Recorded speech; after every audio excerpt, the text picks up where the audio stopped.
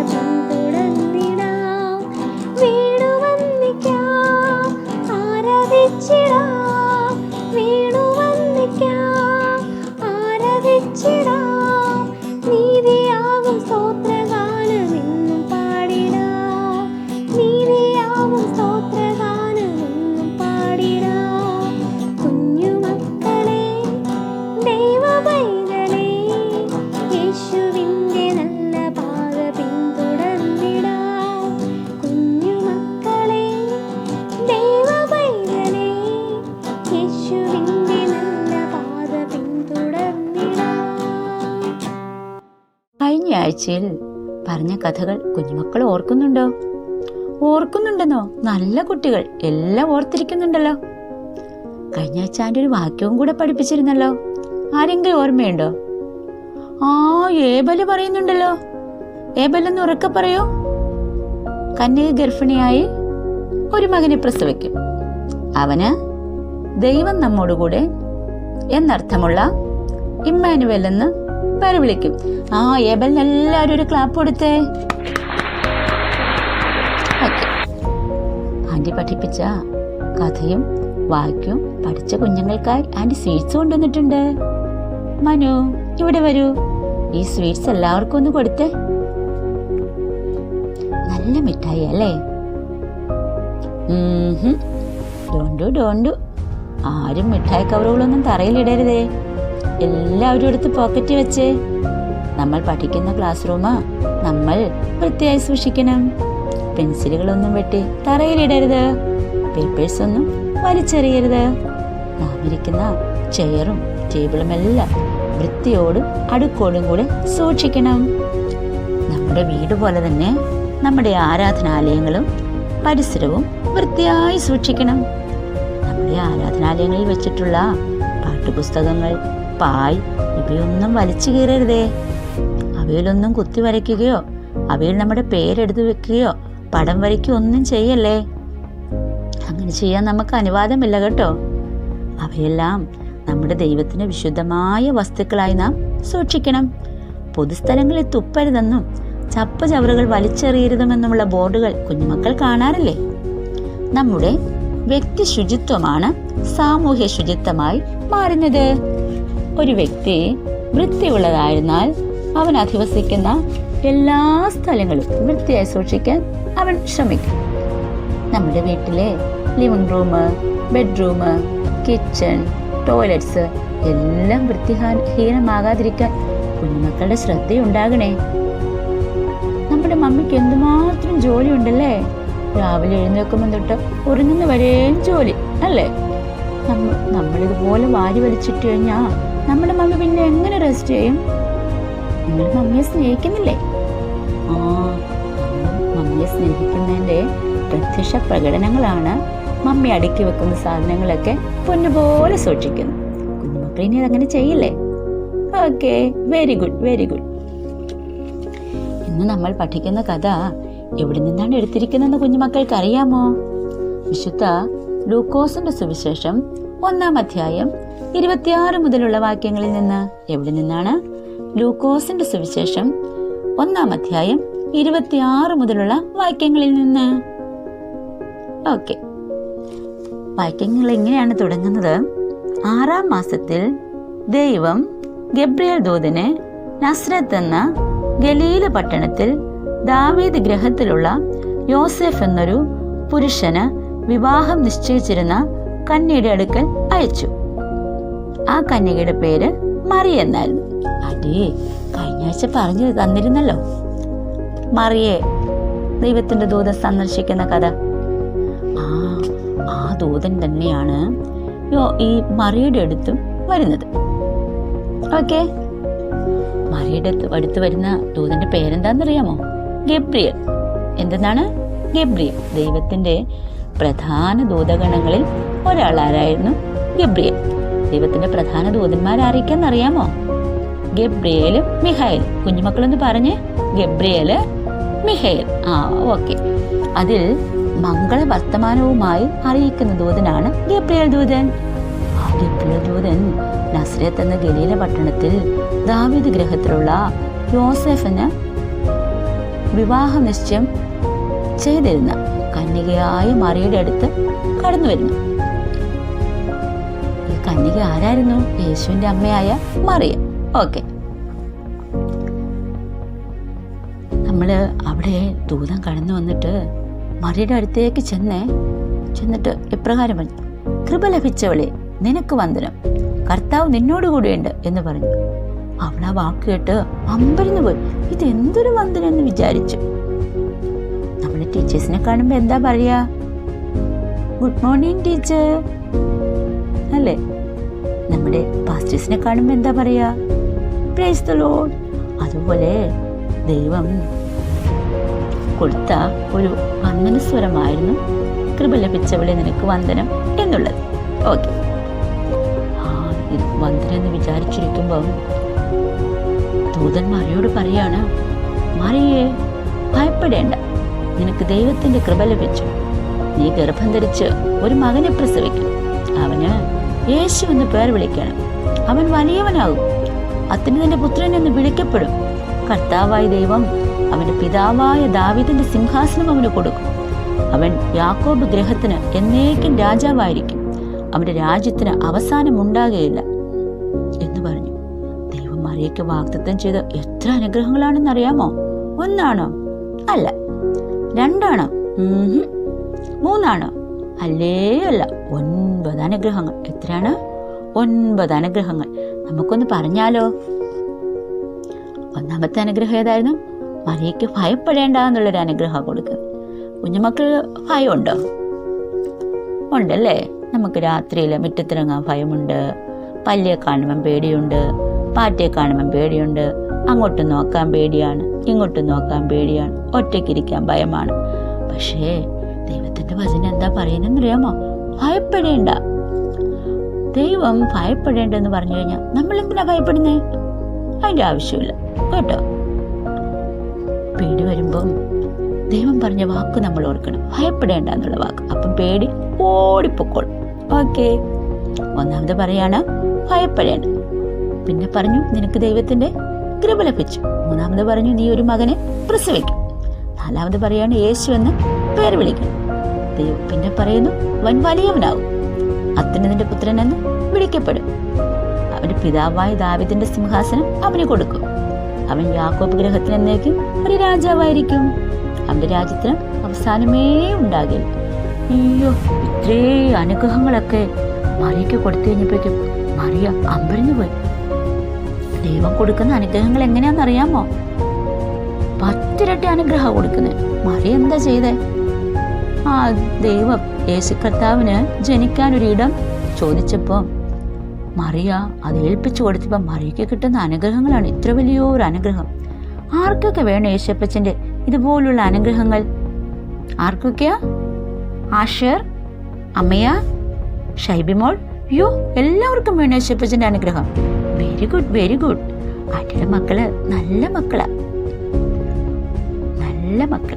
യേശപ്പച്ചന്റെ നല്ല മക്കളാണ്. ഓക്കെ. മറിയ അത്ഭുതപ്പെട്ടു പോയി. നമ്മളും അങ്ങനെയല്ലേ? ഒരു മിഠായിക്ക് പകരം ഒരു പാക്കറ്റ് മിഠായി കിട്ടിയാൽ ജോബിന് എന്ത് ചെയ്യും? ജോബിന്റെ കണ്ണ് തള്ളിപ്പോവല്ലേ? സന്തോഷത്താൽ മതി മറന്നവൻ തുള്ളിച്ചാടും അല്ലേ? അത് പറഞ്ഞ പോലെ മറിയ സന്തോഷം കൊണ്ട് ദൂതനോട് ചോദിച്ച്, ഞാൻ പുരുഷനെ അറിയാകിയാൽ ഇത് എങ്ങനെ സംഭവിക്കും? അതിന് ദൂതൻ മറിയോട് പറഞ്ഞു, പരിശുദ്ധാത്മാവ് നിന്റെ മേൽ വരും, അത്യുന്നതന്റെ ശക്തി നിന്റെ മേൽ നിഴലിടും. ആകയാൽ ഉത്ഭവിക്കുന്ന വിശുദ്ധ പ്രജ ദൈവപുത്രനെന്ന് വിളിക്കപ്പെടും. നിന്റെ ചാർച്ചക്കാരി എലിസബത്തും വാർദ്ധക്യത്തിൽ ഒരു മകനെ ഗർഭം ധരിച്ചിരിക്കുന്നു. മച്ചു എന്ന് പറഞ്ഞു വന്നവൾക്ക് ഇത് 6-ാം മാസം. ദൈവത്തിന് ഒരു കാര്യവും അസാധ്യമല്ലല്ലോ എന്ന് പറഞ്ഞു.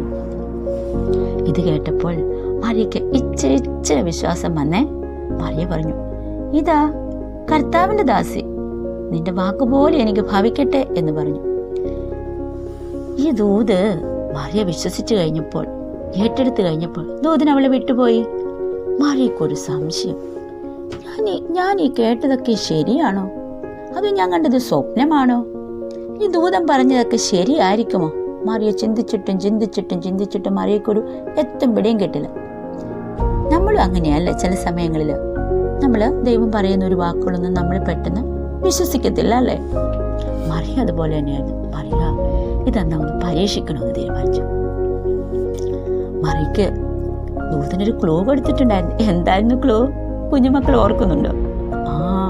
നിന്റെ ചാർച്ചക്കാരി എലിസബത്തിനും 6-ാം മാസമാണെന്നൊരു ക്ലൂ കൊടുത്തിട്ടുണ്ട്. മറിയക്ക് പെട്ടെന്ന് ഒരു ചിന്ത, എന്തായാലും ഈ ദൂതൻ പറഞ്ഞത് ശരിയാണോന്ന് അന്വേഷിക്കാൻ അവിടെ പോയെന്ന് അന്വേഷിക്കാന്ന് വിചാരിച്ചു. അവൾ പെട്ടെന്ന് തന്നെ പപ്പായോടും മമ്മിയോടും എല്ലാം പറഞ്ഞിട്ട് മറുനാട്ടിലേക്ക് യഹൂദ പട്ടണത്തിൽ ബന്ധപ്പെട്ട് ചെന്ന് എലിസബത്തിനെ വന്ദിച്ചു. ഈ എലിസബത്തിനെ കുറിച്ച് ആദ്യ അടുത്ത ക്ലാസ്സിൽ പറഞ്ഞു തരാം കേട്ടോ. മറിയായിട്ട് ഏറ്റവും അടുത്തുള്ള ഒരു ബന്ധമുള്ള ഒരാളാണ്. നമ്മുടെ യേശുവായിട്ടും ചേർന്ന് നിൽക്കുന്ന ഒരു വ്യക്തിയുടെ അമ്മയായിരുന്നു എലിസബത്ത്. ഈ കഥ ആദ്യ അടുത്ത ആഴ്ച പറയും. ഓക്കെ, രണ്ടും കൂടി പറഞ്ഞാ നിങ്ങൾക്കിപ്പം പെട്ടെന്ന് മനസ്സിലാവത്തില്ല. ഓക്കെ. ഈ മറിയയുടെ അടുത്ത് എലിസബത്ത് വന്ദനസ്വരം എലിസബത്ത് കേട്ടപ്പോൾ പിള്ള അവളുടെ ഗർഭത്തിൽ തുള്ളിച്ചാടി. എലിസബത്ത് പരിശുദ്ധാത്മാവ് നിറഞ്ഞവളായി ഉച്ചത്തിൽ വിളിച്ചു പറഞ്ഞു, സ്ത്രീകളിൽ നീ അനുഗ്രഹിക്കപ്പെട്ടവൾ, നിന്റെ ഗർഭഫലവും അനുഗ്രഹിക്കപ്പെട്ടത്. എന്റെ കർത്താവിന്റെ മാതാവ് എന്റെ അടുക്കൽ വരുന്ന മാനം എനിക്ക് എവിടെ നിന്നുണ്ടായി? നിന്റെ വന്ദനസ്വരം എന്റെ ചെവിയിൽ വീണപ്പോൾ പിള്ള എന്റെ ഗർഭത്തിൽ ആനന്ദം കൊണ്ട് തുള്ളി.